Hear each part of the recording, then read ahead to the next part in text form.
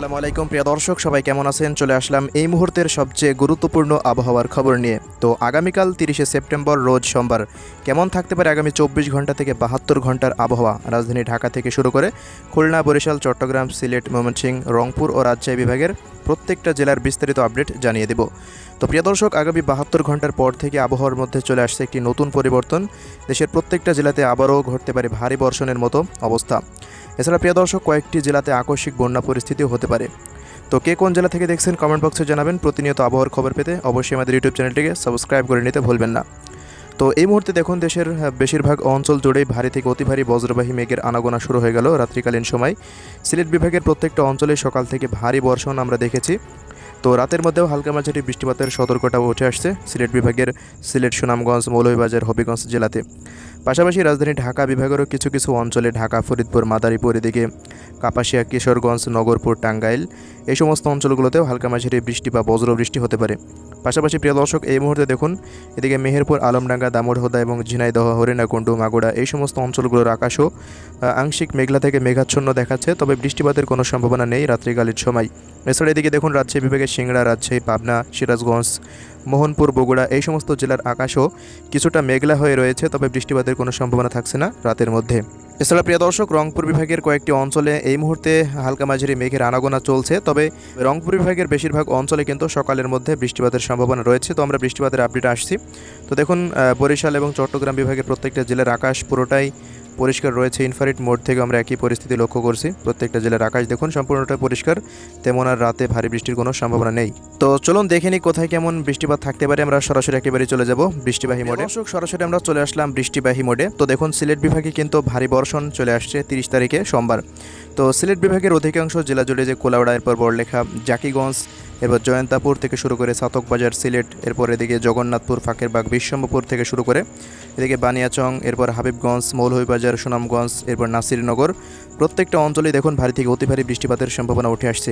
এছাড়া এদিকে ময়মনসিংহ বিভাগের প্রত্যেকটা জেলা জুড়ে নেত্রকোনা, ফুলপুর এবং নলিতাবাড়ি থেকে শুরু করে দেখুন কমলাকান্দা এই সমস্ত অঞ্চলগুলোতেও হালকা মাঝারি বৃষ্টিপাত থাকতে পারে এবং শেরপুর, জামালপুর জেলাতেও হালকা মাঝারি বৃষ্টি বা বজ্রবৃষ্টির সম্ভাবনা দেখা যাচ্ছে।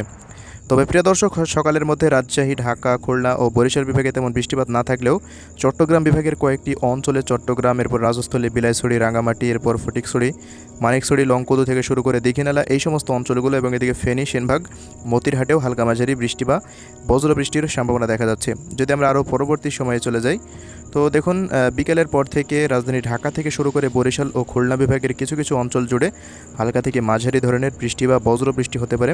চরফেশন, লালমোহন, বুরহানুদ্দিন, মির্জাগঞ্জ, মঠবাড়িয়া, জিয়ানগর, কাউখালী, বরিশাল, ভোলা এই সমস্ত অঞ্চলগুলো এবং এদিকে গৌরনদী, শরীয়তপুর, মাদারীপুর, গোপালগঞ্জ, টঙ্গিপাড়া, মকসেদপুর, শিবচর, মুন্সীগঞ্জ, ঢাকা, দোহার, তেজগাঁও, এরপর এদিকে দামড়াই, শিবালয়া, নগরপুর, কাপাসিয়া, টাঙ্গাইল, বাংশাইল, বালুখা, কালীহাটি এই সমস্ত অঞ্চলগুলোতে হালকা থেকে মাঝারি বৃষ্টিপাতের সম্ভাবনা রয়েছে।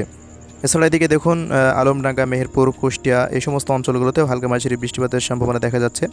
বাদবাকি পাবনা, এদিকে বেড়া, বাঙ্গুড়া, সিরাজগঞ্জ, তাড়াশ, বগুড়া এই সমস্ত অঞ্চলগুলোতেও হালকা মাঝারি বৃষ্টি বা বজ্রবৃষ্টির সম্ভাবনা রয়েছে। তবে চট্টগ্রাম বিভাগের অধিকাংশ জেলা জুড়েই চট্টগ্রাম, এরপর হাটহাজারী, রাঙামাটি, ফটিকছড়ি, লংকদু, লামা, এরপর এদিকে নাইখংছড়ি, চকরিয়া, কক্সবাজার, বান্দরবন প্রত্যেকটা অঞ্চলেই কিন্তু ভারী বৃষ্টিপাতের সম্ভাবনা দেখা যাচ্ছে। কুমিল্লা, ব্রাহ্মণবাড়িয়া জেলাতেও।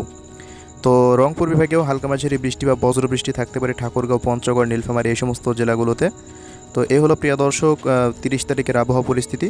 তো 1 তারিখের পর থেকেই কিন্তু শুরু হয়ে যাবে আবহাওয়ায় বিরাট বড় পরিবর্তন। দেখুন 1 তারিখের পর থেকে দেশব্যাপী আবারও আসতে চলেছে ভারী থেকে অতি ভারী বৃষ্টিপাত। দেখুন প্রত্যেকটা জেলাতেই দেশের অধিকাংশ জেলা জুড়েই ভারী বৃষ্টিপাতের সম্ভাবনা আমরা এই মুহূর্তে ইউরোপিয়ান আবহাওয়ার পূর্বাভাস মডেল রাডার থেকে দেখতে পাচ্ছি।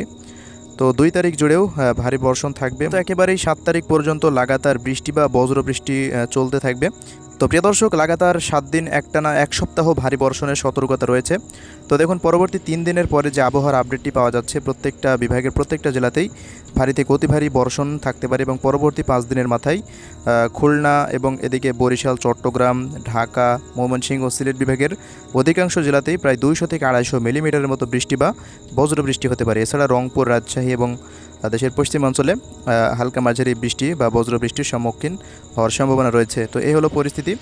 তো প্রিয় দর্শক, সবশেষ আপনাদের জানিয়ে দেব তাপমাত্রা পরিস্থিতি কেমন থাকতে পারে। তাপমাত্রা তেমন আর আগের মতো তীব্রতর হওয়ার কোনো সম্ভাবনা নেই।